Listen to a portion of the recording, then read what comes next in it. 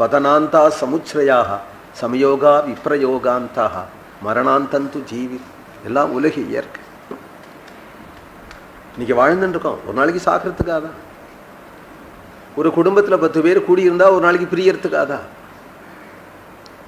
இதான் உலக இயற்கை. இதை ஒன்றும் மாற்ற முடியாதுப்பா.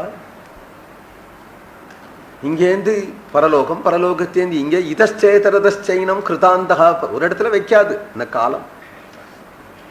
இங்கேயும் சொர்க்கம் கொண்டு போகிறது, அங்கேயும் கீழே தள்ளுறது, மறுபடியும் கொண்டு போகிறது. சாவும் மரணம் சபாவமாயிடும். ஆனால் ஸ்வரூபம் இல்லை. நந்தன் துஜித ஆதித்யம் நந்தந்தி அஸ்தமிதேரவு ஆத்மனோ நாவபுத்தியந்தி மனுஷியாக ஜீவிதக்ஷயம். பொழுது விணிஞ்சா பொழுது போனா எல்லாரும் சிரிக்கிறா, கோலாகலமா இருக்கா, ஓடுறா, அதை செய்கிறா, இதை செய்கிறா. ஆனால் சந்தோஷத்துக்கு என்ன இருக்கு? ராத்திரி தூக்கு தண்டனைன்னா காலமே மோர்க்குழம்பு சாப்பிடுவனா, தயிர் வடை சாப்பிடுவனா? ராத்திரி தூக்கு தண்டனைன்னா இந்த யாத்திரை எங்கே போயின்னு இருக்க?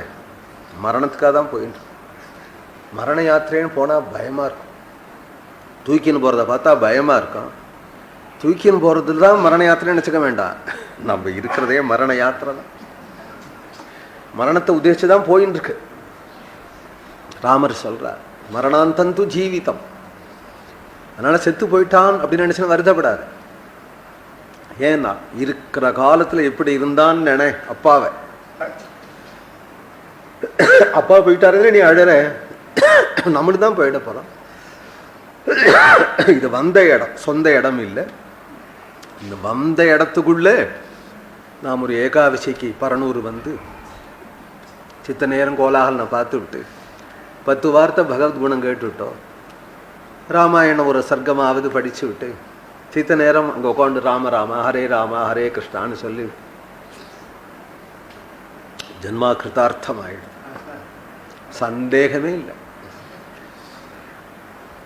மட்டிலும் பிரயோஜனமே தவிர பாக்கி நம்ம என்ன வாழ்க்கையில் செஞ்சோமோ அவ்வளவும் பிரயோஜனம் இல்லைப்பா. பரதா காட்டில் வாழ்ந்தான்னு, நாட்டில் வாழ்ந்தான்னு. நீ சக்கரவர்த்தியா? நீ தான் இரு, நானும் சக்கரவர்த்தி தான். மரவுரி கட்டின்டான்னு, பீதாம்பரம் கட்டின்டான்னு. அப்பா எப்படி இருந்தாரோ அது போல நாம் இருக்கோம். அப்பா எப்படி இருந்தார்? சத்தியத்துக்காக தானே இருந்தார். நாமும் அந்த சத்தியத்தில் இருக்கணும். அப்படி உபதேசம் பண்ணார் இல்லையா குரு? ஆத்ம வித்யை உபதேசம் பண்ணினார்.